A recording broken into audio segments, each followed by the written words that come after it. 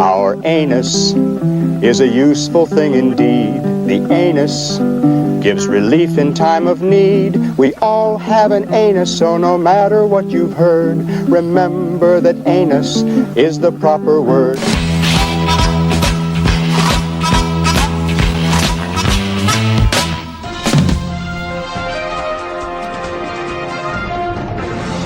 Breaking news. Police beat Chinese man after asking his name. I've lost all faith in police, says Fuck you. This is not a real story. I hope not. I mean... Fuck me? Well, no. do you think... Fuck you. F-U-K-Y-U. Fuck Why not? you. Well, you know, like his kid is named Dan Son. Stupid ass. But his last name is not Son. It's you. Well, Damn you. You is his like middle name. Fuck you, son, is his full name. Fuck you, son. Oh man, that's terrible. For anybody who's listening that's Chinese and of Chinese descent, all I'm saying is Fuck you was right. And all I'm saying is, it's, you know, but do police pull over Chinese people? nah. No, never. Nah. I didn't think so. Nah. I don't know if I've ever seen it. Nah, they're blind towards that pigment. It's because they can afford Pigment. They always have insurance. They always have licenses. You don't. I don't know any Chinese people that are delinquents. Yeah. Yeah. I don't think Too I've ever Fast met and one. Furious, Tokyo Drift. No, they'll drive like crazy and crash like a mug, but I don't know them to not have insurance and registration. Oh, no. They have everything proper. Yeah, that's why the police are like, there's no point to it at all. They just like whatever. And then because, you know, I'm pretty sure that the insurance company, when they see a Chinese person walking, they go, dang it, Payload? son of a gun. No, man. They get overinsured. Oh, So for them, it's like cha-ching. now that's racist. They You're say, gonna, cha-ching, come here, Mr. Ching. wow. Sorry. Wow. Did I say that out loud? Okay, first of all, we have gone way too far. I apologize to all the Chinese. I apologize to all the Chinese people that we offended. Please bring me a plate of some orange chicken. Wow. And some. I know that's Americanized Chinese food, but it's still delicious. You know, fun fact, I didn't like orange chicken for a long time. It like, Didn't. what did I say? Yeah, didn't. I just Didn't. wanted to emphasize Oh, the okay. word Yeah. didn't. I didn't like it, and I still don't. Most places, when I eat it, it has this weird bile taste afterwards, like an aftertaste. Like right after I eat it, there's only certain places that I've had it where it's like really good. There's a place in La Mirada that like little, the little hole in wall Chinese places. Oh, so good, man. Bio taste? Are you like sucking dick before you eat orange chicken? What the heck? What I do off the air is none of your business, Enrique. Yeah. Speaking of which, you still owe me. How are you, Doyle? I'm okay. I'm hanging in there. I'm tired today. I don't know why. This last week, I just been tired the whole week. Like, no matter how much I sleep or how much I rest, I keep waking up and I'm just like, what is wrong with me? Why am I tired? Take a gulp of that monster. That's not enough. That doesn't do it. You know what I mean? Like, you just still... Have some of this cocaine. Nope, it's not doing it. Because it was powdered sugar. Sorry. Powdered toast, man. I bet that's how he got his powers. I think that's what... snorted some powdered toast. What was his name? John Chris Falusi? I think that's what he was on when he created Powdered Toast Man. He was like making lines, ooh, Powdered Toast Man. You know what? Okay. So my childhood was riddled with all kinds of cartoons. Mm-hmm. And I found this like rabbit hole on the internet of like Nickelodeon had Dan Schneider, Cartoon Network. Oh, yeah. Cartoon Network had all these guys who didn't want to pay people and were like accused of like not so much sexual misconduct, but just like being terrible human beings. And I'm just starting to think my whole childhood was a lie. Yeah, like Cartoon Network, that cartoon Clarence. I think the guy's name was Skylar Page. I think is what the guy who created that show. The Chubby Little Kid one?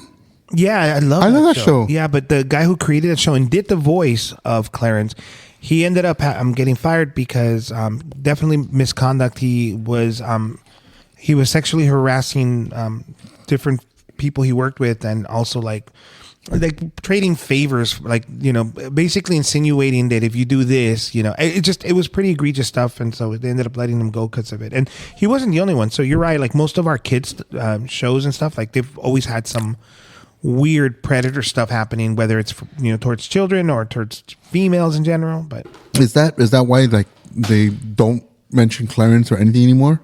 No, because Clarence went on for a few seasons after the guy was fired, and it was good. It was successful. I love that show. It just disappeared. I don't know, dude. But that show was great because, I mean, if you really think about it, dude, Clarence was on the spectrum. No, he was. That boy was on the spectrum, and it was adorable. It was a great show. It was really adorable. Yeah, I really like that show. Doyle, are you plugging in your phone to a solar panel indoors with overcloud with no light whatsoever? Yes. Well, because when you're Doyle, the sun shines on you 24/7, right? Thank you. Hey, so do you think you can put like a thought on this for a moment? I just want to ask you that. Speaking of the sunshine, you. Now, actually, I was going to talk about testicles, but you know what? Now Speaking of testicles, okay. All right, fun fact. I'm gonna pivot here. okay. Pivot. That song is about Jesus, guys. Okay.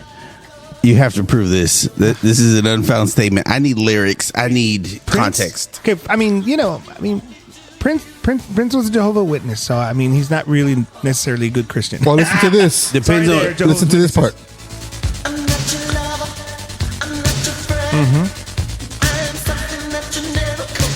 Okay, now Look at. there it is. Now that's the most obvious part, but just in general, dude, the whole song is Jesus proclaiming his love for his people. Now, let's look at the lyrics. Think about this for a second, okay? He says, "I'm not sure." He goes, "I'm not a woman and I'm not a man. I'm something that you'll never understand. I'll never beat you. I'll never lie. And if you're evil, I'll forgive you by and by." Okay. Now the phrase "by and by," I mean that's like in the old King James Bible, that was like the translation for, I forget, Herodotus, like asking somebody for like the head of John the Baptist's head on a platter or something like that. I follow. And so, I mean, you know, like he uses that, and then he says, you know, "I would die for you," right? I mean, well, isn't that what Jesus did, right? Now, he then goes on and says, like, well, the line that the angel just played, like, I'm not your lover, I'm not your friend, I am something you'll never comprehend. No need to worry, no need to cry. I'm your Messiah, and you're the reason why, because I would die for you. See, you know, it's like, it's not the most like, it's not the most ingenious lyrics, but I think it's kind of on the nose, right? Actually, I have a rebuttal for you. That sounds more like the Antichrist. Well, let me give you one more phrase, and then you can go on your Antichrist thing. Right? I'm a rant. He's like, "You're just a sinner, I am told. Be your fire when you're cold. Make you happy when you're sad. Make you good when you are bad. I'm not a human. I'm a dove. I'm your conscience. I am love. All I really need is to know that you believe." That you believe. Interesting. There it is right there. Interesting. So here's the reason why I say it's the Antichrist. He said, "I'm not your lover. I'm not your friend." Okay. We all know that Jesus is your friend and God is love. And then it also says, "I'm not a woman. I'm not a man." Jesus was clearly a man. I think he's trying to equate it to like the Holy Spirit. Right? Interesting. You know, I mean, that's all I'm saying. I mean, okay, if that's the spin on it, and unfortunately Prince is not here to clarify, but Actually, Prince, come on in. No. come on in.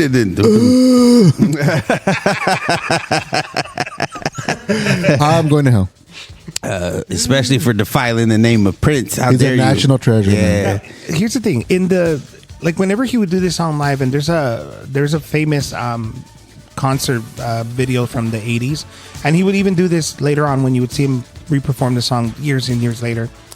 Whenever he does the "I would die for you," he has like a little thing there where he points to his eye. I would die, and he does like the, you know, like the Throat slash. Die for you, but he doesn't point to the audience. When he says "you," I would die for you, he points like up, right? And he always points up. And so, I mean, when it comes down to it, like, I mean, even Prince, like I said in interviews, I mean, he is, you know, a devout. At least he was a devout until he died. I don't know. So, speaking of, and I can tell you how devout he was. Okay. I met Prince once. It was at the time I was working in Hollywood. On the corner of Sunset and Vine. We went to this party for the LA Film Festival. We were doing the whole after party scene for the entire LA Film Festival. So there were all kinds of celebrities out.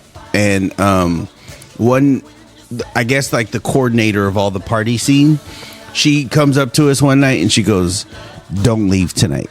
And we're like, "What? What do you mean don't leave?" And she's like, "I got an A-lister coming." And I'm like, "Oh, bet." You know, like we had seen celebrities all week. So at this point, it was kind of like, you know, you're seeing this person, that person. You're kind of like, whatever. Oh, that's cool. Look at that person. But this particular day, she's like, "No, I got an A-lister."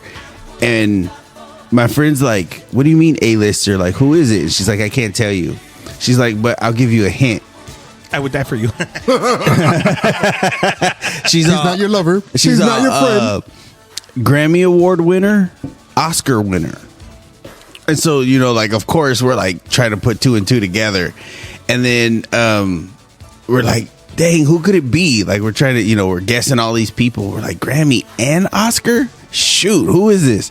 So then it's like 5 minutes and there's like this whole back room and it's like all velvet, like all red velvet. And it has like these velvet sheets.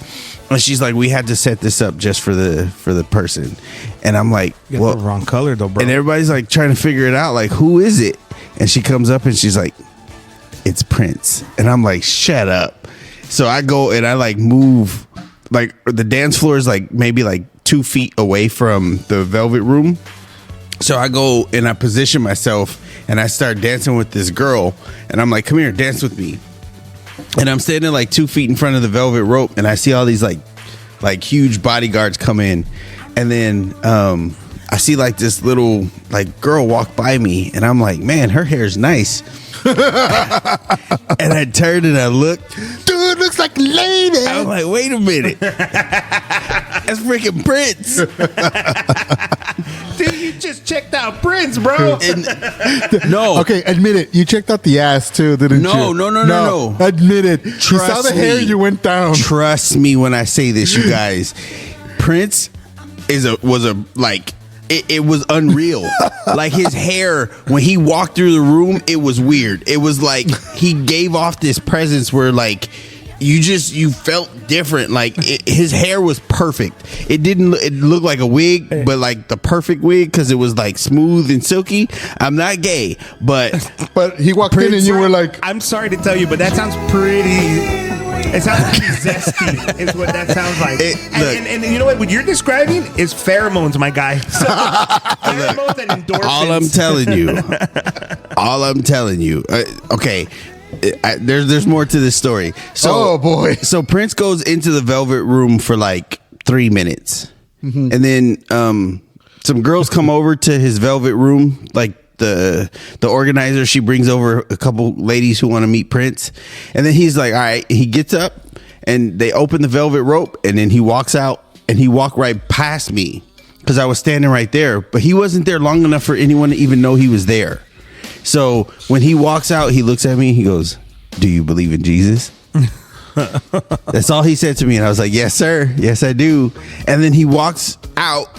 And while he was in the front of the building, my buddy was outside smoking a Black and Mild. And he said that I think it was a golden, I think a gold Bentley pulls up. And of course, he's like standing, and my friend is pretty big. Like he's a larger dude. And he stands and he's looking and he looks down and Prince is standing next to him. And my friend's kind of weird, but like, you know, good guy. And he looks at Prince and he goes, "Oh, it's Prince. Hey, Prince, can I have a hug?" Out of everything that he has. And Prince was like, "Hello there." He's like, "I'm sorry, I can't." And so he gets in the car and they drive off. He said, "Prince wouldn't give me a hug, man."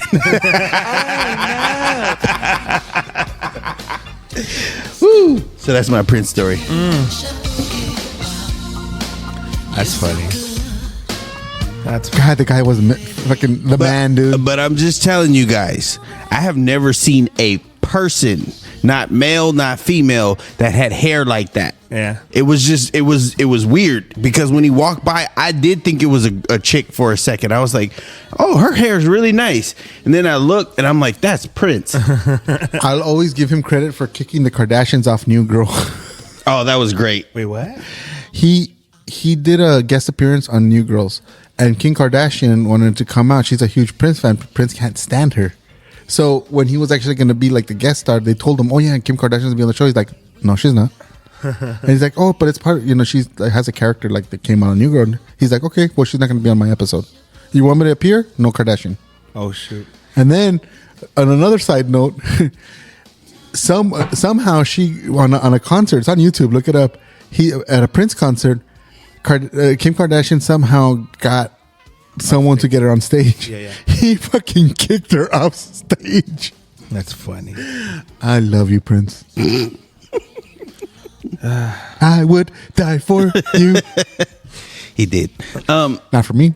Not for you. No, for the stiletto heels. Anyway, I think, isn't there like a famous clip of him specifically throwing shade at one of the Kardashians? Like it's Kim. Yeah, it's Kim. He did not like He did Kim. not like him.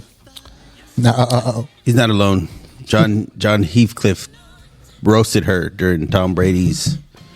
Did you guys see that? No, I didn't see it, but they booed the shit out of her, Yeah. and then Netflix, Of course. censored it.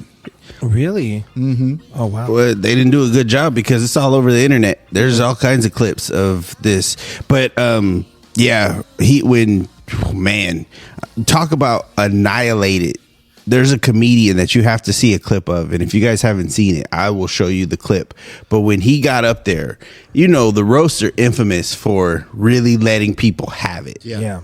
Oh, they don't hold back. He ended, The roast master. Yeah, he ended on Kardashian, on Kim, because she was there, and man, did he annihilate her. He said something like, speaking of whales, I think he said, speaking of a whale's vagina, Kim Kardashian's here.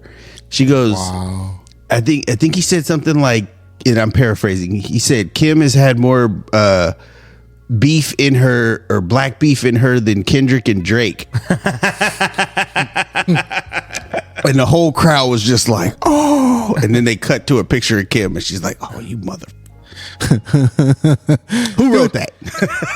But I mean, if you're Kim Kardashian, you would think you'd be like, I'm staying away from that fucking roast. Oh, Sorry. man. Like, you go to a roast, you're going to get... Yeah, dude, just be like, nah, get the fuck out. I would never go to roast because I know that I can't take it. Like, I can take some light roasting, but you get a bunch of professionals that do it for a fucking living. Oh, man, I don't want none of that. I want no And the piece of worst that. part is they will like hone in on you to break you. Like it will be like, I will break you. They will not stop until they see that hint in your eye that you're fucking uncomfortable. His name is Tony Hinchcliffe, just for the record. And if you guys haven't seen him kill it on, I'm telling you guys, the best insults I've heard in like a decade. This guy just went in on everybody who was on stage and just let them have it. There's a Instagram account that I follow where it's basically amateur roasting, where they two random comics. It's almost like an open mic, right? But they get tiered and then they go up against other people. And dude, like, it's relentless. There's this one guy who has I don't know if it's cerebral palsy, but he definitely has like a really like thick accent, like a speech affect kind of it. And so he's up there with like some fat guy, and they're just going in on each other. The one guy says the one guy says to the guy with the speech affect, he says, "Can you repeat that again? I don't think I understand you, right?" And everyone goes, "Oh," and he goes, "No, hold." And then he goes, "No." And the guy says, "No, hold on." He says it with the accent. He goes, "He can't understand me because he went to school with me." Everyone starts laughing. That reminded Because me. everybody got it, like, it's like, dude, it was crazy. And I'm just like, okay, that's great. If you can do that, God bless you. But I don't know, man. I can take a joke. I can get roasted. I'll be like, I'm definitely gonna be like, screw you, man. It's your problem. I do you guys remember like on Saturday nights growing up they had that live from the the improv in Hollywood? They would have it on Channel 11 stuff, and then later on when HBO came around, well not came around, but when it started getting a little more popular, they did the uncensored version of that. There was a comedian that also was handicapped. I don't remember what he had, but he did have that speech impediment stuff, and I think he was in a wheelchair if I recall. But he made me laugh the hardest because he told this joke that he goes, "Hi, sorry that I'm late." He's like, this is how he starts the thing off. He's like, I'm paraphrasing. I was 15 at the time or something. He goes, "Sorry that I'm late." He goes, "I had to go to the doctor's. I was very, very scared because this morning I woke up and my dick was orange. There was like this weird, like discharge of orange, and I was really afraid." And they're like, everyone's like, awkward because they don't know what to expect. And he's like, so I went to the doctor, and the doctor like did some tests, and he was looking, and he's like scraping it off, and he's like, "This is Cheeto dust." And then he's like, "And I forgot my girlfriend had Cheetos last night." But the way he delivered it made it so fucking funny because you did not expect that from him, and it always stuck out. I'm like, oh my god, like any other person says that joke, it wouldn't have caught, but because it was him, it was fucking hilarious to me, and it always stuck out. I think my favorite special needs comedian is Josh Blue. Who's Josh Blue? Josh Blue, I'm not sure what the affliction is, but I want to say like cerebral palsy or something like that. But if you look him up, he is hilarious, and there are times where he uses his affliction to his advantage, especially for the sake of comedy. He kind of has the shakes a little bit, and so he was like, I tried out a bunch of jobs and I realized that comedy was for me, because as he's shaking on stage, he's just like, I tried out being a barber, and the whole crowd just goes, oh. He goes, it was fine whenever they needed someone's head shaved, I did okay. But then when someone needed their face shaved, people got nervous. He's got to be the best Make-A-Wish ever. This guy? People always ask me if this bracelet is one of those copper magnetic healing bracelets. Like, oh, does that thing work? Yeah, cerebral palsy. Yeah. Oh yeah, man, I was in a wheelchair last week.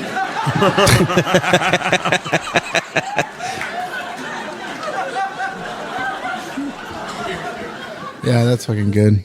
What a guy. Yeah, he's phenomenal. If you get a chance, Squid Squad, go and check out Josh Blue. He deserves a little bit more love. And he has all the specials on YouTube, which is nice. Awesome. Nice. You could just watch them there. Netflix, if you want to be proactive and you want to be inclusive, give Josh Blue an hour. The Blue Note. The Blue Note. Wow. Marketing. I'm wasted here. I'm wasted. Doom, doom. Palate cleanser. No, they're ignorant. That's ignorant. So how you guys been, dude? We just went straight into it, but I didn't check in with you guys. How are you guys doing? Just ask your mom, she knows. You dick. Yeah, that's what she said.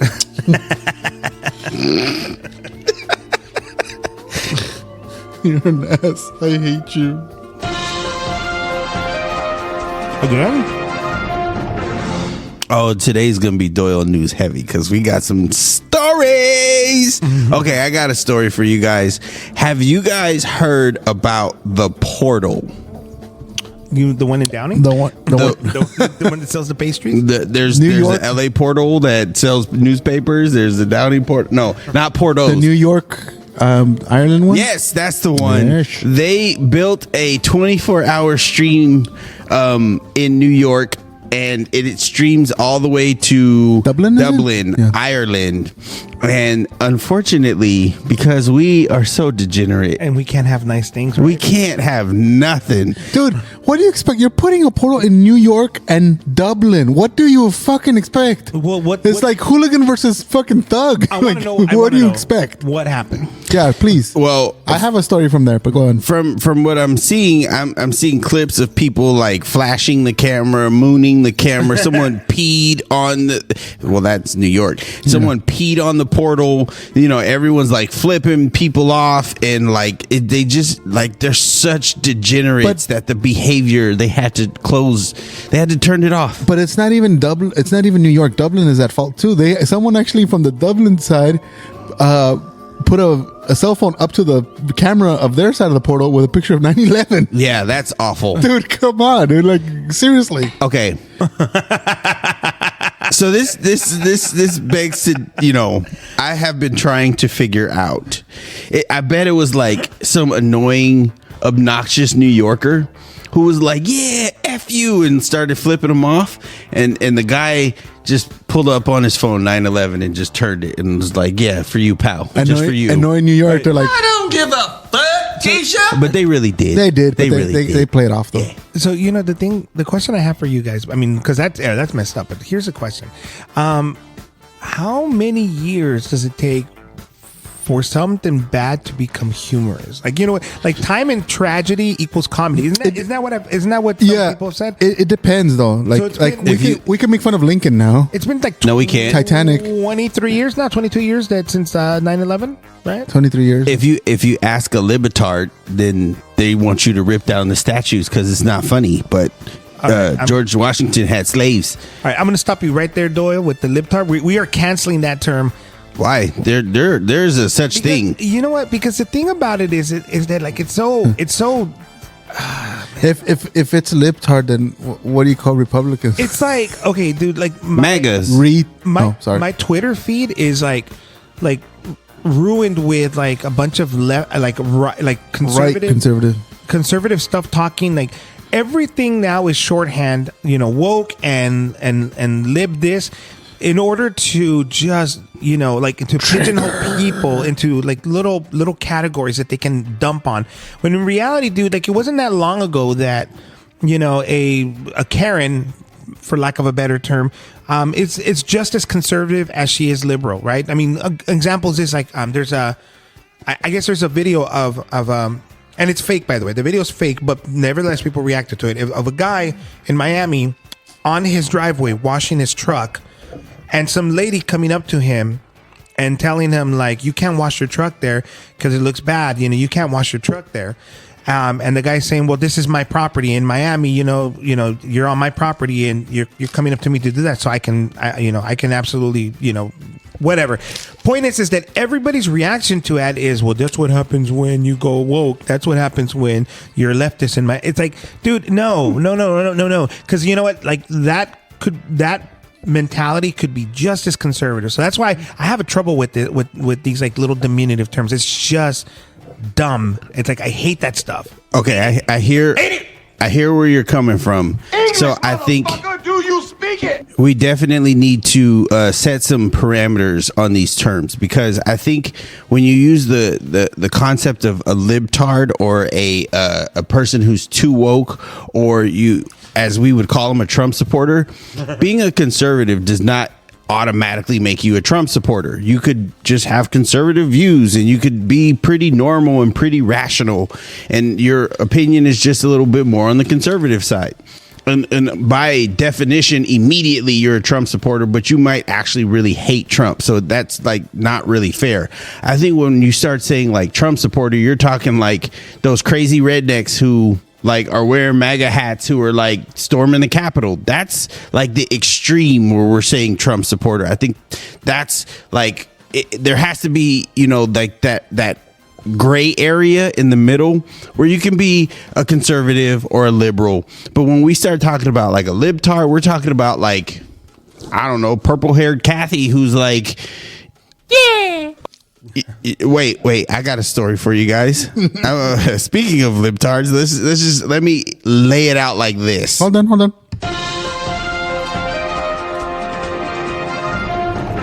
All right, breaking news. So this one, shocker, is coming out of, hold on, wait for it. Crap, I lost it. I had it and I lost it. We had that whole setup, man. Yeah, I did.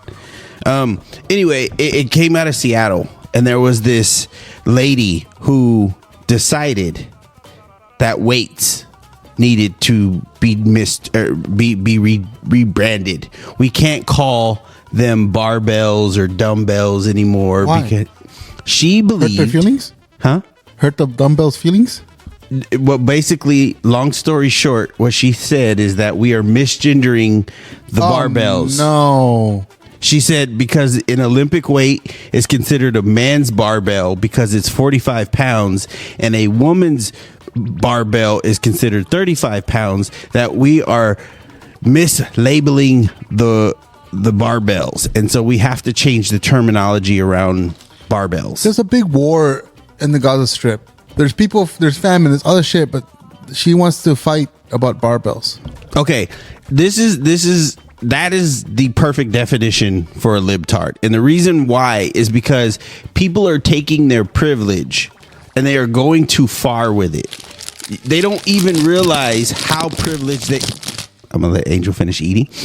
Just so you guys know, that's anytime Angel eats, it sounds like 6 hippos. Fornicating, I know. Disgusting. But basically, in a nutshell, like, this woman took her views and she projected her views. And granted, this is not even close to the majority. It's always like some little sect of groups of people, and these people just take things way too far. And so these are the people that we are terming woke or libtard or whatever. But it's because they are so privileged that they don't even understand how privileged they are. The things that they worry about in life is like what to call it, a barbell. You must have a lot of money, because I don't think poor people talk like that. Fucking shit. Yeah, you have a deep thought there, Enrique? It looks like he does. I do. You know what? Okay, so the problem with that story is, like, I believe it once, but I don't think it's as big a deal as everybody who's pouncing on it. Now, yeah, there's an idiot who thinks that, you know, barbells should be, you know, gendered or ungendered or this, you know, whatever, because of that. And that's fine, but, you know, it's stupid, and that's not representative of everybody. Like, you know, you're going to have, like, always fringe people. We talked about this on the podcast where, I mean, Neil Tyson deGrasse had said, like, there was a time before, you know, we basically centralized information and the way we sent out information, and we turned, you know, the news cycle into a 24 hours news cycle beyond the cable news, where it's at our fingertips through telephones and computers and tablets and what have you. What's happened is now, like, one idiot says a thing, and then because they're able to reach out to the rest of the world, they get to, like, pull in all the idiots, you know, which basically makes it seem like a movement, when in reality, like, it's like you have the village idiot, and if you put the village idiot on the internet, they're going to find every village idiot in every other town. And before you know it, it feels like you got, like, a real thing happening, when you really, really don't, when you do the percentages. You know, it's just one idiot in every town that believes that, and they've clicked up on the internet, and now it feels like, oh my God, our way of life is being threatened because everybody's turning woke and libtard, as to use a stupid term like that. And it's not. But what it does do, though, effectively, is it polarizes people, creates, you know, an anti-movement against it, which, by the way, the anti-movement is big. There's a lot of people who don't want their barbells, you know, like, they don't want to, like, go down into the weeds and start saying, oh, well, we can't call it male man, it's male person, and all that crap. Remember that in the 90s when that first started? Yeah. Like, no one took it too seriously. It was a joke. People did it as a joke. But, you know, again, the village idiots all got together on the internet because they had access to each other now, and it became like a real thing. Dude, honestly, like, what we need to do is just look at it for what it is, ridicule it, and then walk away. We don't have to turn it into, like, a political movement and then suddenly vote in Trump because he's the solution to that. And that's what happens right now. Idiots are in control of everything. They're in control of our information and our opinions. And then suddenly, we vote in idiots because somehow that's the solution to it. And it's stupid. Everybody's stupid. We're all dumb. That's not Vote a new for thing. Enrique. That's not a new thing, Enrique. We've been doing this since the 60s. Yeah, but now we we're get farther together back, on dude. the internet and do it, and that's what makes us even dumber. Like the information age has like weaponized idiocy. It's so stupid. It was called the Cold War, and it did the same thing. It's just they didn't have access to a 24-hour news loop, and so now it's a bigger deal.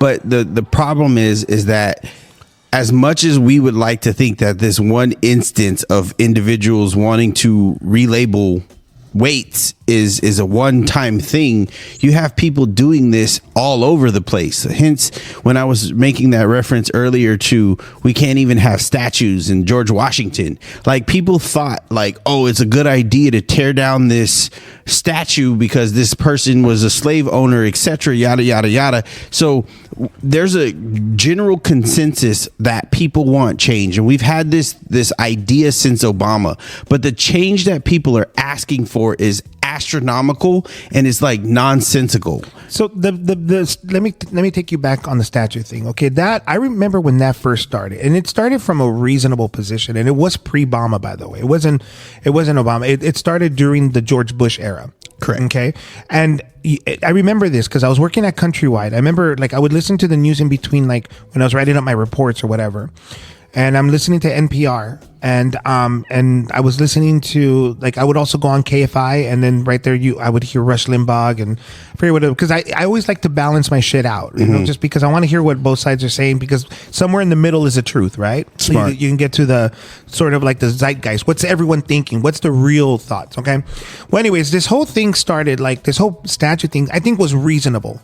You know, you have some genuine, like, people idolizing like in statues some genuine like bad people, and they want to remove it because it feels like an embarrassment to their town and whatever. Now you know, then but then what happens is people, again, the village idiots all get together and start saying, well, no, if we're going to get rid of this guy, let's start also, well, everybody was slave owners back then, so let's get rid of all the statues. And no. See, that's what happens, and you can see it in a small even contingency where if you have like one, like you have 5 people in a group, right? And then, you know, everyone's sort of being reasonable about where they want to go eat. And then one person then has a really dumb idea. And then all of a sudden the second person who's their friend says, hey, you know what? That's not that dumb. Before you know, you have a consensus. And then the consensus starts moving towards idiocy. It happens. I don't think, though, it's as big as you make it, as not you, Doyle, but I'm saying people make it. And so all I'm saying is that the solution to it is not to react to it. But we're not going to do that because that stuff is meant to incite reaction. I think people want change. Then you got idiots who co-opt the change. I mean, small little idiots, but because, you know, we're on the internet, it looks bigger than it really is. And then suddenly the anti-movement against that is much bigger because the anti-movement is bigger. And I agree with you 100%. I think the anti-movement is against any of these ideologies in general because it from the optics of it, you see a lot of college students with some of these like outlandish, outrageous like takes on things. You know, I think a lot of the I can't remember the guy's name, but he did What Is a Woman? I know who you're talking about. Matt Walsh. Matt Walsh. Yeah, that guy's a dumbass. A lot of the stuff that he was doing was on college campuses, according to the footage that we seen from and so what they're saying, and what, you know, Angel told me this a long time ago, and this was brilliant. Even a documentary has an objective and it has a perspective, but you're still not getting both sides of the story. And so if you're a good documentary, you're not. Because Yeah. the documentary is inherently opinionated. absolutely.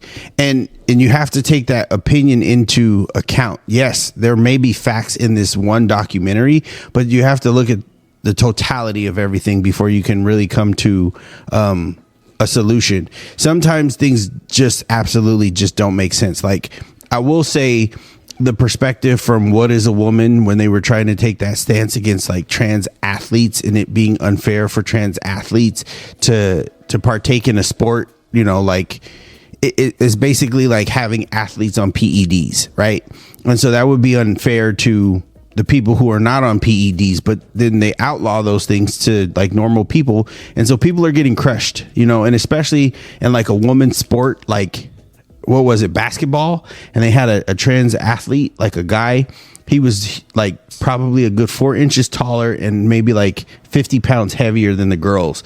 And like he went up, got a rebound, and like, you know how like as a basketball player you're moving your elbows and you're trying to like, he hit one of the girls so hard with his elbow that he gave her a concussion.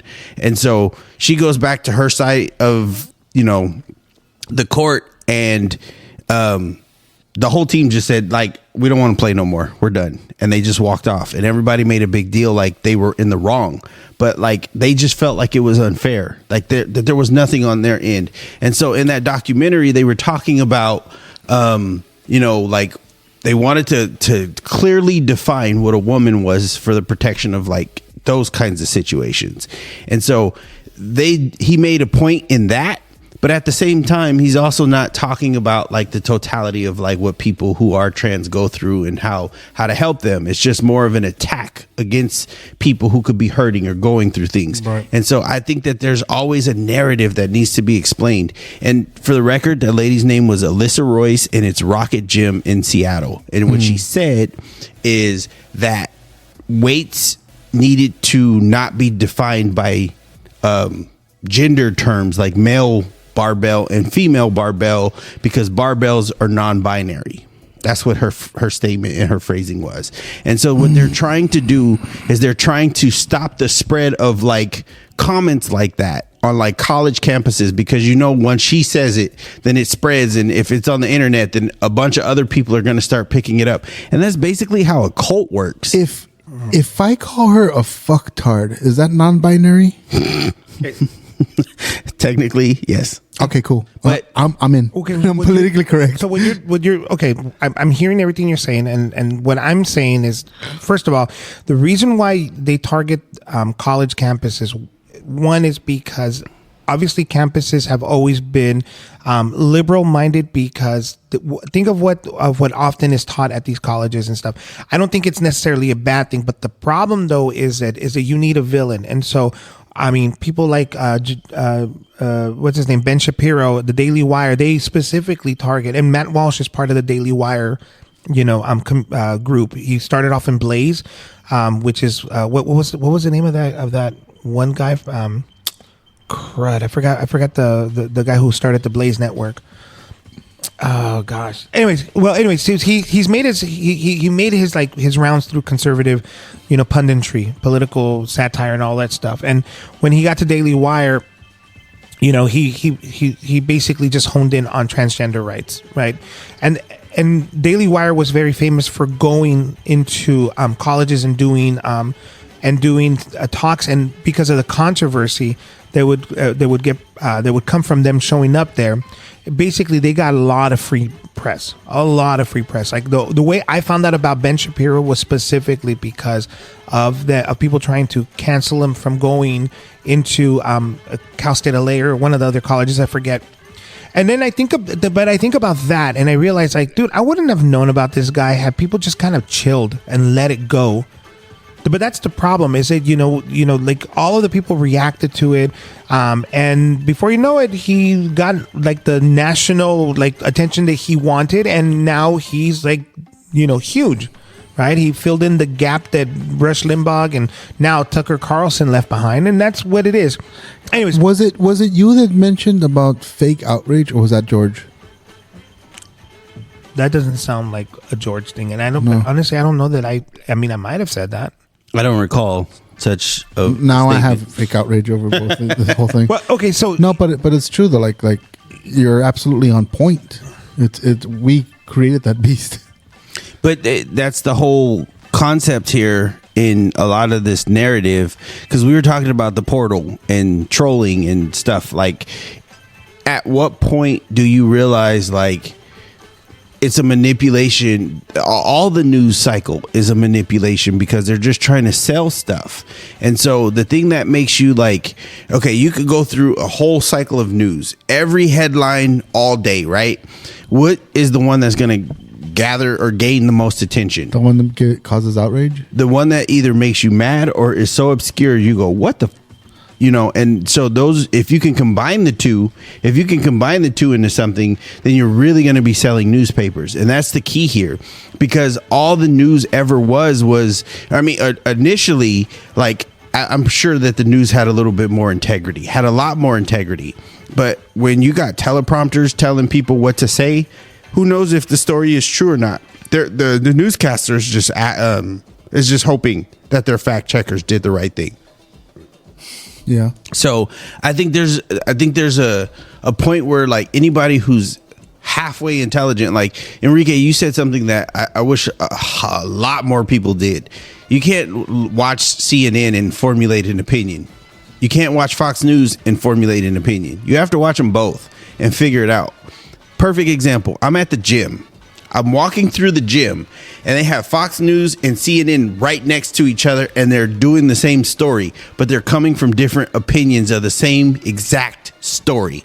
And I'm like, so if I was biased one way or the other, I could pick either one. But like you said, there's something in between. That's the bigger story. That's the real news cycle. You're onto something. That would be a great angle to do a back-to-back compare. Let me same ask stories you, for two different networks. Well, yeah, that would be cool. I agree with that. Actually, there's an app that aggregates news reports from all over, and it tells you, it gives you like a color coding.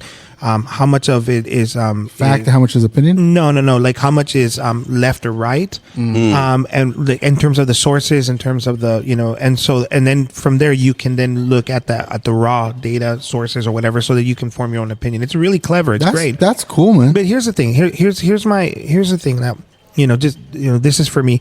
Like, this is my critical thinking mind. Is like, I think about, like, who is trying to stop my ability. The ability that I have to do critical thinking. Who are creating policies to prevent me from doing that? And unfortunately, there is a clear answer there. I ain't gonna say. I'm gonna let you guys figure that out, but you guys can figure that out. And that is what oftentimes informs some of my decisions when it comes to voting. When it comes to, it's like, who's trying to stop me from, as a teacher, teaching that, or two, trying to stop me as a learner from learning it, right? And the policies that go around it. And that's where ultimately my loyalties lie. And so I think about that, because I want to teach kids how to critical think, right? I want to teach them that, like, hey, I'm not going to tell you how I feel about something, but here's this, and you guys decide what you want. Now, mind you, I work in a special education setting, so I'm not necessarily primed for, a lot of my kids are not reading at a level that they should. But when I was teaching some of the older kids, like a few years, like when I started first working in my classrooms, I had an older set of kids whose disabilities weren't necessarily cognitive. They were more emotional. Mm-hmm. So therefore, I was teaching them at a grade level. Whether they're interested or not is a whole different thing entirely. But I was teaching them history, and we were talking commentary. I was teaching them.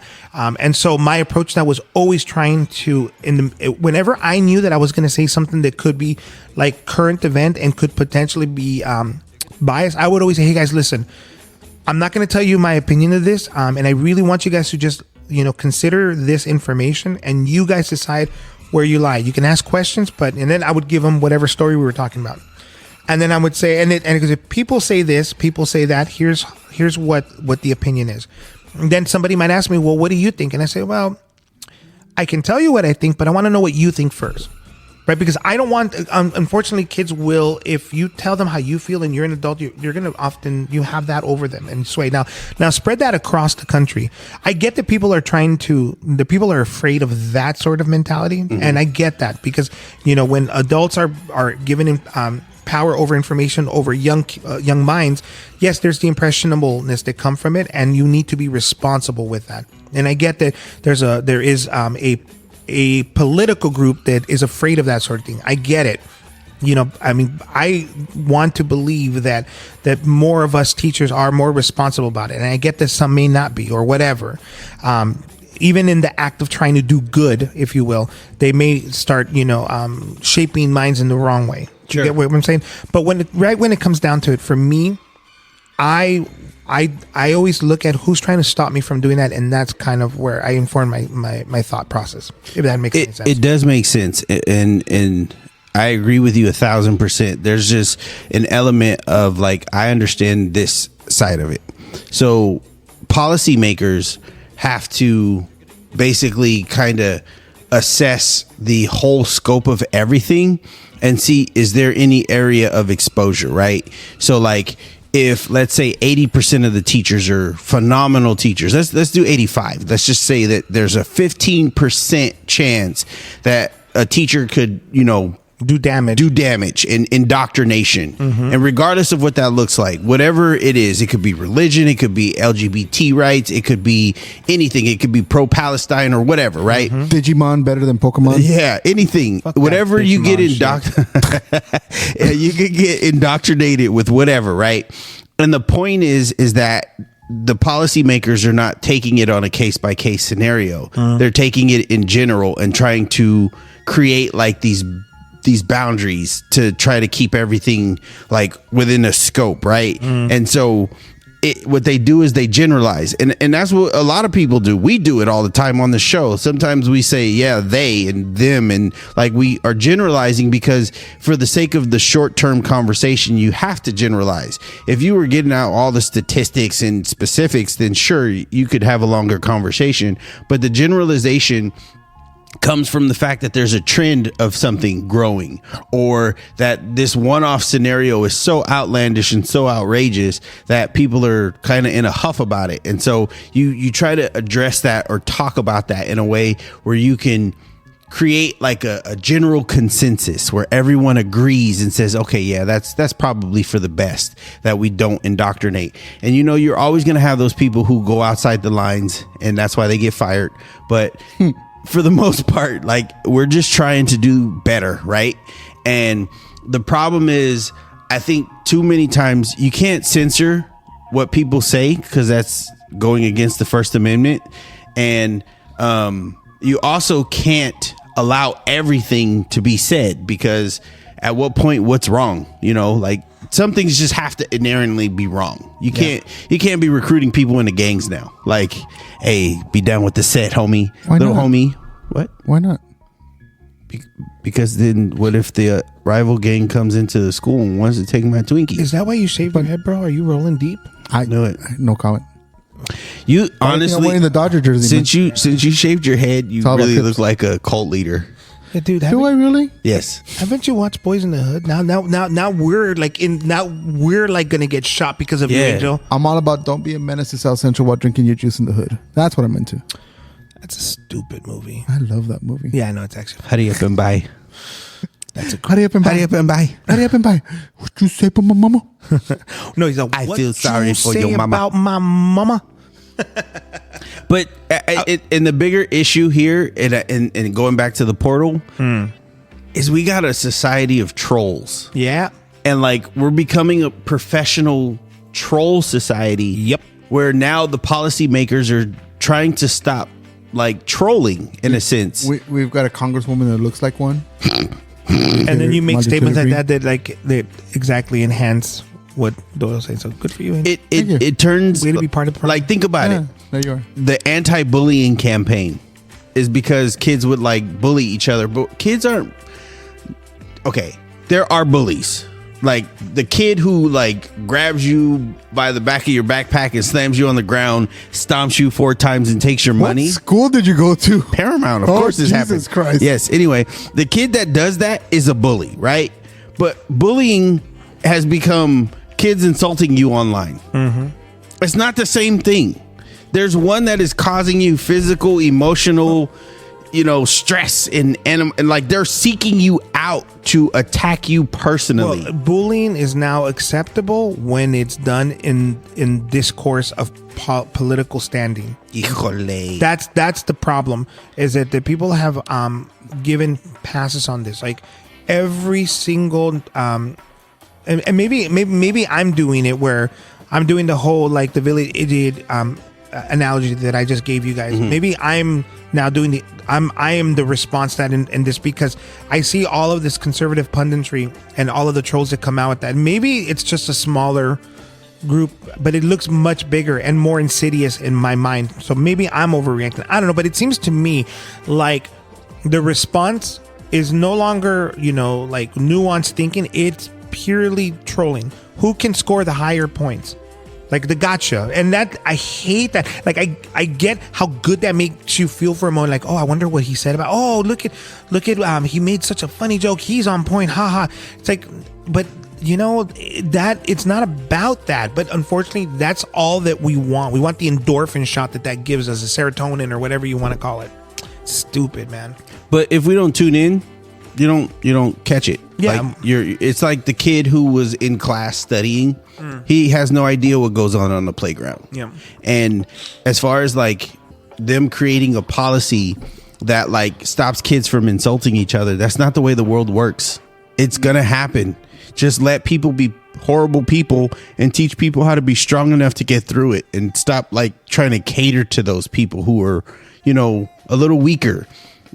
I remember being the small, frail kid that got picked on, and no one like coddled me and said, oh, well, look, we're going to go to the principal and we're going to get the teachers involved and we're going to have you walked from your first period class to your fourth period class because you're getting picked on. No, it was like, sock that kid in the chest and stand up for yourself and he'll leave you alone, is what they told me. Now, I'm going to tell you the truth. This is how life works. I punched that kid and he punched me back harder and I fell to the ground and then he kicked me again. But the next day he stopped doing it. But I had to go through that pain in order to get to that freedom. Mm-hmm. And if we've learned anything about this country, sometimes you have to go through a little bit of pain. There's no way to avoid pain. So we can't like censor ourselves for the sake of people's feelings, which is what a lot of the conflict comes about. Sometimes we just have to be strong enough to endure what life is going to throw at us. If someone calls you, if they misgender you, whatever, motherfucker, suck it up and get over it. You know what I mean? Like I've seen that lady. You guys remember that video of the lady who like raged out in GameStop? It's ma'am? Yeah. Yeah. Okay. That's kind of what it is. This person was so offended and so hurt because they got misgendered that they decided to basically vandalize this GameStop. How is that like rational or right in any way, shape or form? I get it that your feelings were hurt, but that's where you need to be stronger to say like, yeah, my feelings were hurt. That's unacceptable, and walk out. But like to vandalize a store over something like that, like we can't be that emotionally sensitive, because imagine what our enemies are going to do to us.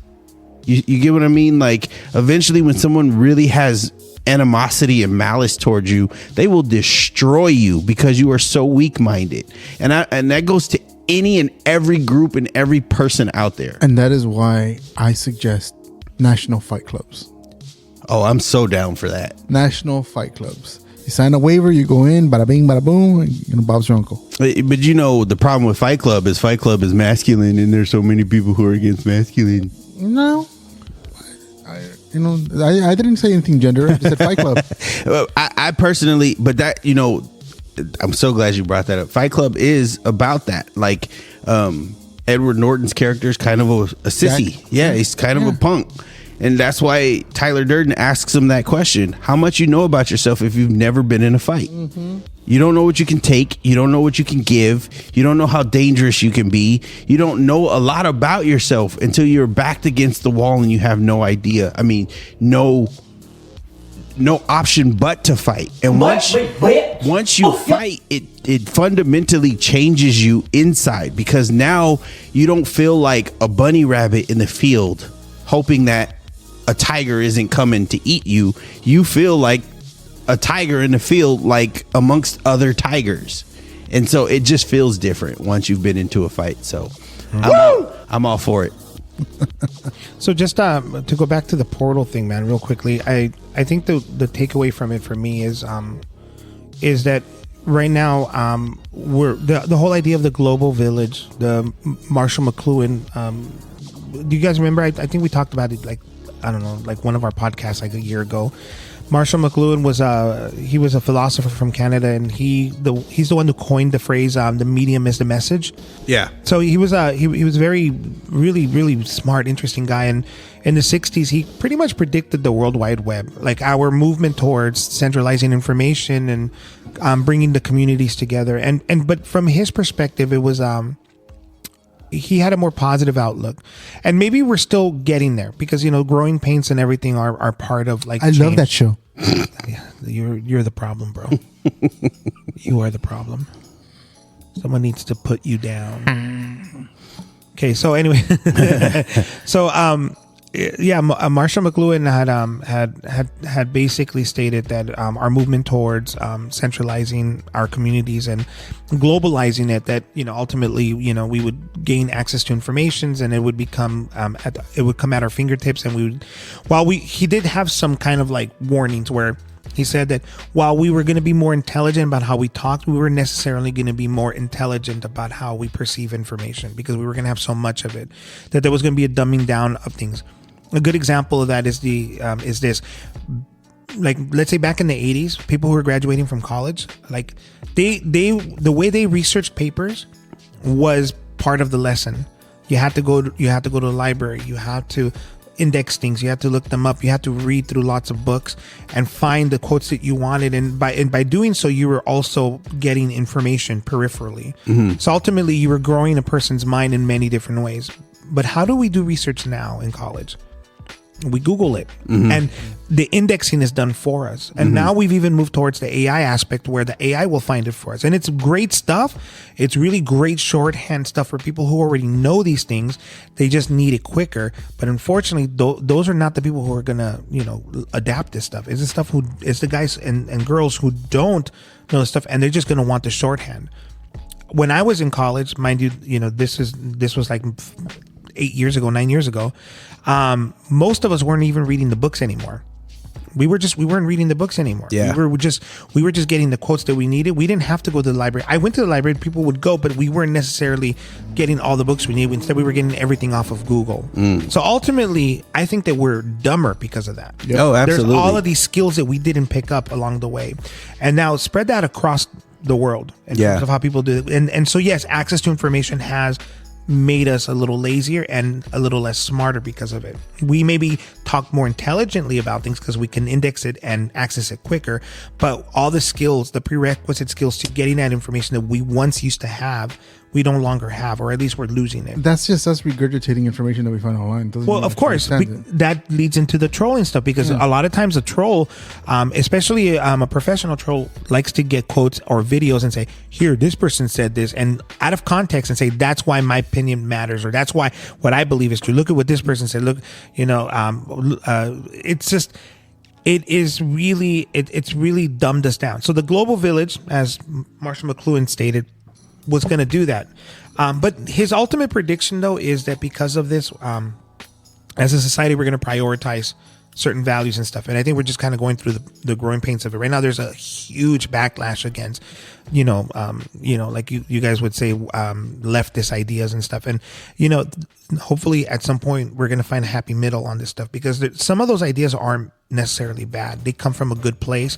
The problem is that you get the village idiot, who has a more French idea, or the flat earther who has their own idea. And a lot of people, you gather all the village idiots from different, and it suddenly feels like it's valid. And I'm against that whole idea. It's like if us three are in an argument, right? Let's say a month later, Doyle and Angel say, "Oh, well, you said this a month ago. We heard it, but mind you, what you guys heard was probably wrong, but it doesn't matter anymore because you guys both formed a consensus, and therefore it's the truth." And unfortunately, oftentimes that's how people settle things. What these two people agree that one person said it, but you know what? It's proven time and time again that eyewitness and memory are flawed. They're very flawed. So when it comes down to it, guys, I'm just saying we can have nice things in this portal.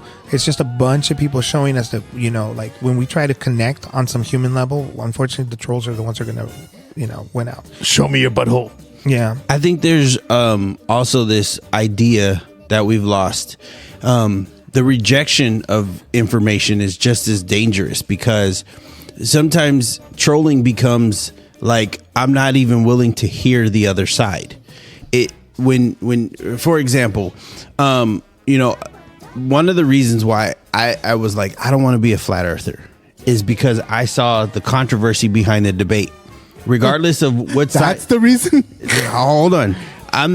I didn't even get into the arguments or what people were saying. I just saw how toxic everyone was who entered into the debate. And I was like, I don't want no part of that. Like, if I'm for it or against it, I have to take some sort of side that is going to make me divided with like somebody who I really don't want to be divided against. So is it really worth it to be for it or against it? I'm just indifferent, you know. And then so I avoided the conversation altogether. But what I noticed is, if you're anti-flat earth, you're not really listening to the flat earthers. And if you're flat earth, you're not really listening to the anti-flat earthers. So everyone's just kind of like opinionated and like just overly doing too much. And I think anytime I've actually heard both sides of the argument, both sides make valid points. And I think if there was any truth to it, then we should be looking at everything objectively, because there's no way to know the truth if we don't look at it objectively, right? Okay. And like analyzing the details, analyzing what is actually being said. Is there truth to it? Is there not, right? And this is about everything. This is not about the flat earth. But when debate is lost, slander is the tool of the loser. And I love that statement, because that's how society treats it. The troll is usually the person who didn't take the time to do their research, and they just start screwing around. That person with the book report who didn't really do the work, you know. Hey, that's how I got through high school. They get up in front of the class and they start making jokes, and they make the teacher laugh, but they did just enough to like get the C. You know what I mean? That person is a person who's going to get up and kind of troll the classroom, like, well, I guess I got to do what I got to do, you know. And it becomes a part of the problem, because the problem is you got people who are actually really out there trying to figure out answers and really like critically thinking things through. And if someone's critically thinking things through and they're trying to hear both sides of the argument, and one side is like, no, that other side is stupid, don't listen to that side, you just completely shut down that critical thought. Right. And you've alienated that individual who might actually be trying to figure out answers. So let me ask you this though, like, I mean, I know you're not talking about flat earth, and so I'm not gonna, but I'm just saying there's some ideas already that have been refuted, that the discussion on it is really just not worth our time and energy. And apply that to a bunch of other stuff. I hear what you're saying about being open-minded, but I think there's just some ideas in which there's no point in wasting your energy on that. Like people, I'm going to agree. And here's just to finish that point, like the flat Earth one is a good example. I mean, there's been like enough evidence for thousands of years, even just through observation and through math, and then in the last 80 years, like actual physical evidence that there's a foregone conclusion. And so therefore it's done. But, opening up that discussion and it's basically, I think, taking away from our ability to have a critical conversation about something. I don't know. But what I'm trying to get at is that there's certain times when we shouldn't give it the time of day. But the problem with that is that it requires a certain nuance, and I think that people can't be trusted. But even still, it's that person's job to critically think, to learn why they shouldn't give it the time of day. Yeah, just because is dumb. Yeah. But even if we already came to that conclusion and we know better, it's about stop telling people what to think and show them the right answer so that they can figure it out for themselves. And a lot of times people are so like determined to tell you what to think that they don't give you the information so that you can critically think for yourself. One of the issues that, like, okay, as a conspiracy theorist, and I'm a conspiracy theorist to a degree, I try to ground my conspiracy in logic, right? And so one of the issues that I have with the whole conspiracy community is that, like, when we get information, a lot of times, sometimes it's not valid information. And so you can't just jump to a conclusion based off of, a grainy video on YouTube, right?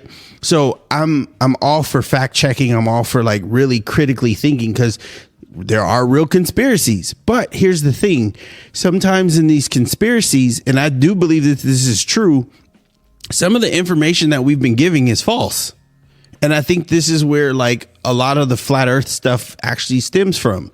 There's some questionable statements made by NASA officials, and there's some really questionable things out there regarding like what we've been told about space and what we've been told that the money's being used for. And there's just things that when you look on it from the outside, it does make you ask questions.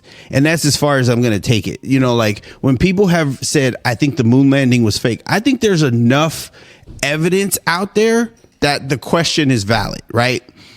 I'm not saying it is or it isn't. I'm just saying that the question is valid. So if I'm critically thinking to try to formulate where I stand on the issue, then I think people shouldn't like shut me down for it. I think people should give me more information one way or the other and say, well, I found this, I found that. And then once we all come together and we all have the information out there, part of the problem is that there's so much information that's secret. If you just told me outright, government, then I think it would be easier for me to make up my mind and know the truth. But when we keep finding all this stuff is secret, and then we have the Freedom of Information Act, but then you give me a document and it's all blacked out and everything's redacted, and you tell me it's for national security, I'm like, bull crap. This happened 50 years ago. How could this still be for national security? You need to at least give me some kind of rundown of like why it's, classified. Is this technology that like we don't want to share with our enemies? Is this like something public safety? Like you kind of got to give me something. You can't just redact everything and be like, oh, well, I'm sorry, this is all we're going to tell you right now. Because then I'm going to start like, trying to figure it out for myself. Yeah.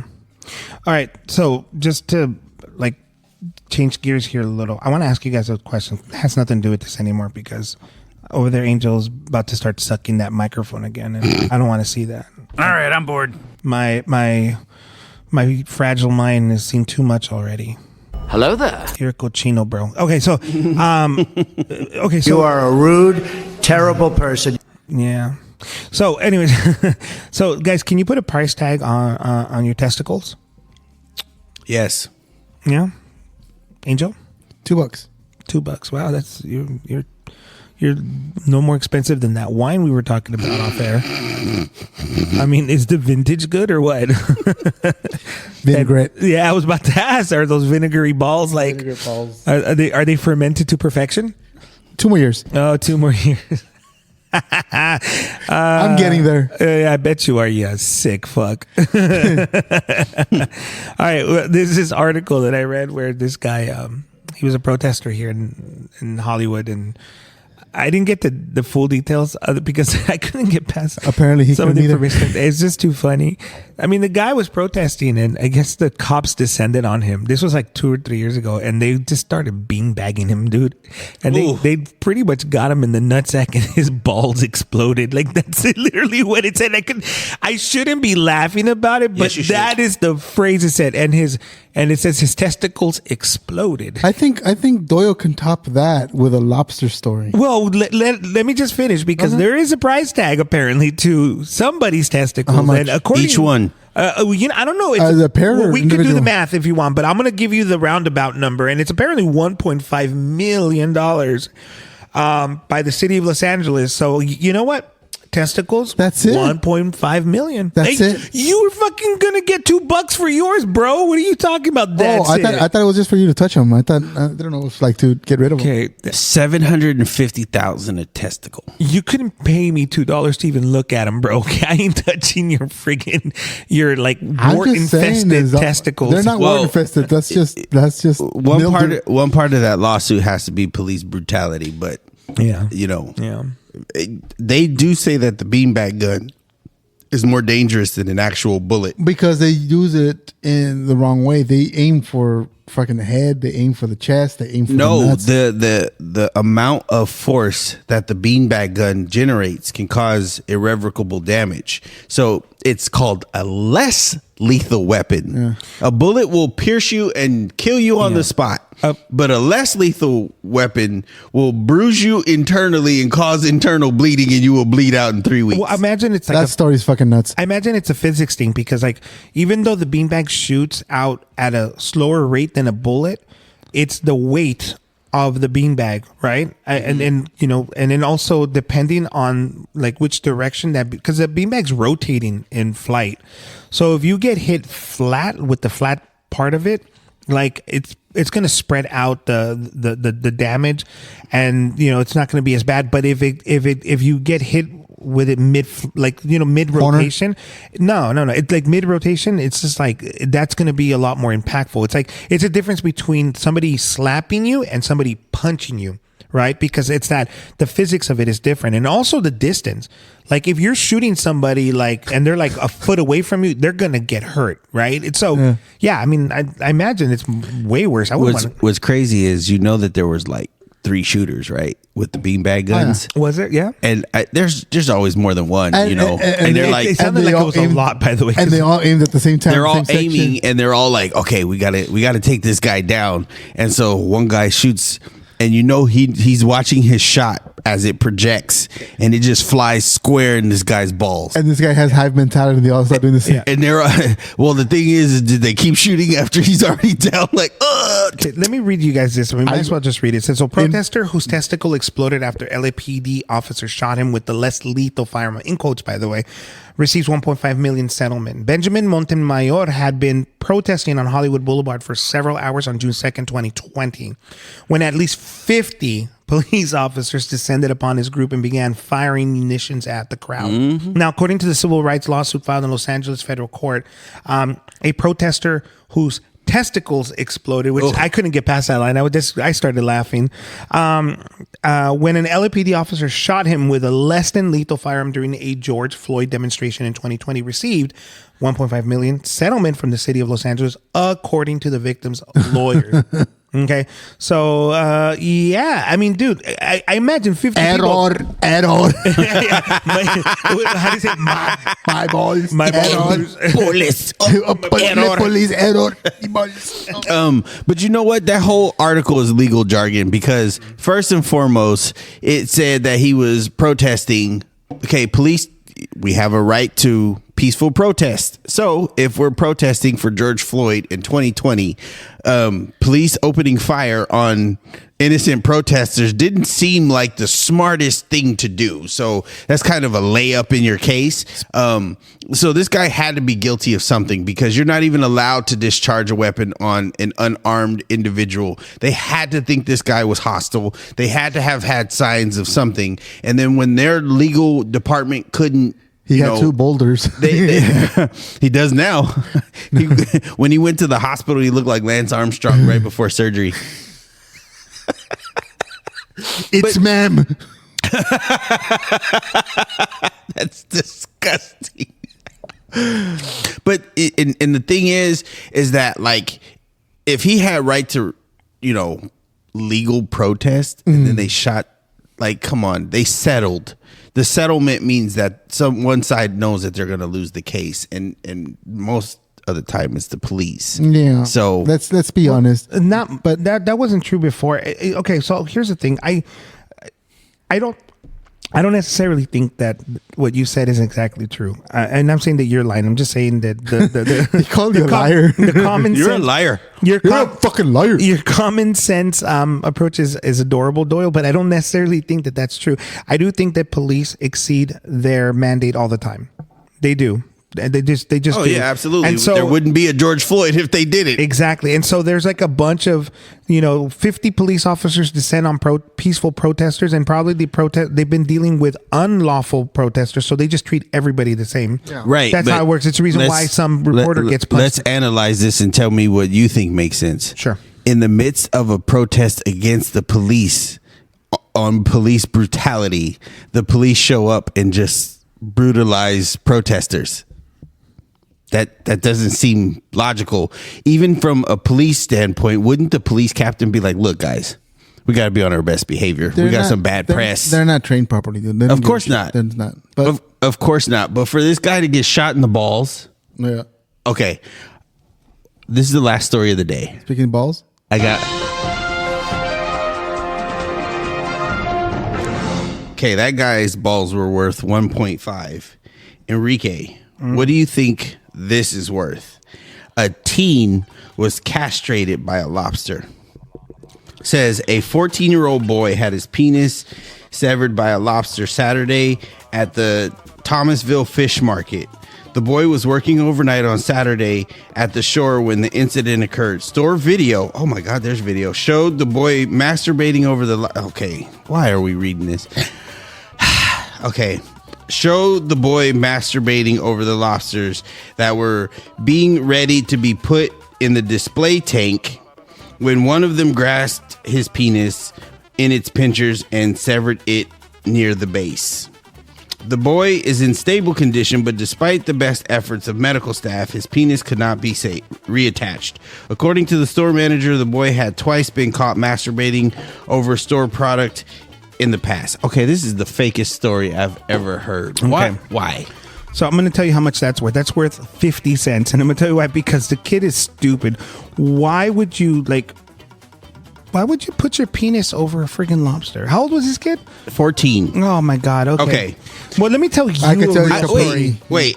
Okay, I just caught two things wrong with this story. Well, 14-year-old boy working overnight, which is illegal. what country is that? This one, This one? Thomasville. Hey, well, you know what though? The Republicans are taking back child labor. So It hasn't happened yet. So in some as of states- right now, it's illegal. in some states, Where's Thomasville? I don't know. I don't know either. it's in Georgia, I'm sure. Sounds That sounds like a sounds Georgia. like- That sounds like a Georgia thing. It sounds- Thomasville, Georgia. It does sound hinky. It does. Welcome to Smallsville. Let's find out. Thomas. Hold on. Is that the place where the Powerpuff Girls are from? Thomasville? Sugar, spice, detached testicles. Nice. But no, yeah, this is dumb. Okay, first of all, it says that the boy was caught 2 times before. He would have been fired after Fool the me first. once. Yeah. Fool me twice. All right, so let's see. I found a Thomasville, and let's zoom out and find out where it's at. We're zooming out. We're zooming out. Enhance. We're zooming out. We're Enhance. zooming out. We're zooming Enhance. out. And it's in Tallahassee, Oh, This Florida? story- which is Georgia. Oh, okay, sweet. Hey, checks Thomasville, out. Georgia. There you go. It's in Georgia, my guys. You And know we what? say hello to Georgia. When you said Tallahassee, I thought you were going to say Florida, and I was about to say, wait, this story just got a little bit more it's- believable. It's Down right. in Florida. Thomasville is right on the borderline between Florida and Georgia. And so there it is. It's Georgia. Angel, is this real? Yes. Oh my God. So, dude, you know what, man? You got what you deserve. Yeah. Like, keep your penis to yourself, especially around dangerous animals. Why is it out? Well, okay. Why does There's a so boy many stick questions his to that finger story. in an animal's butt? Like, I don't know why, but it happens. I mean, I get that, but what? Like, Wait, why do you get that? I get it. That makes sense. I understand that. No, that part's logical, part but makes a the lot of lobster sense. is what I'm Did he confused at. smell his finger afterwards? Because that would be the logical conclusion smells to that. No, I get what he was saying. Not, Oh, yeah. okay. No, what I'm saying here is it makes absolutely no sense why you would even be like, what turns you on about a lobster? The pinchers. Well, you know, I got what you deserve. I do like rock lobster, and I'll tell you what, B-52s. Have you seen them in the 80s? And Oh. those women were beautiful. Both of them. I mean, they're still beautiful. Yeah, they're still beautiful, but still- both. I had a yeah. Mm. I'd still make out with them, but you Good know what? stuff. Give me some of that good stuff. Roam If you want to roam across the world. Sorry. Yeah, there's You're no just talking excuse. back to my teenage years. There's no excuse for this. This guy, you know what? You know what? The lobster deserves whatever it got, like it basically that if it ate them afterwards, like I mean, it was its prize. Good for the lobster. That's a killer lobster. We gotta end that lobster. That lobster is a. And if you are that lobster, hey, please visit us. Can you imagine if that lobster was like taken into a red lobster and eaten with butter? You basically is that like a form of pedophilia? Because by proxy, by extension, you've like eaten the lobster that Actually, you know what? Because it said he was masturbating over the tank. We know where it would have gone, and that would have been in the tank with all those lobsters. I don't want to eat lobster anymore. I don't know which any of, and this is not the first time he's done lobsters, but with butter sauce, bro. Look, shrimp and butter lobster. sauce. I don't want that butter. Look, for years I never ate shrimp, seafood, like any shellfish, because they are the cockroaches of the sea. Of course. But now I was like testicles in the sea. Well, you like cockroaches, so you're good. Cockroach, you filthy cockroach. Yeah. All right, everybody, go to www.ouchcast.com for everything Ouch. Visit us, join us, leave us a comment, email us, come say hello. We love you. Squid Squad out. Wash your coochie because Angel doesn't like seafood. What? Leave us voicemails at area code 925-421-6824. That is 925-421-OUCH. And from all of us here at the Ouchcast, hope you enjoyed yourself because we did not. And remember, never make eye contact while eating a banana.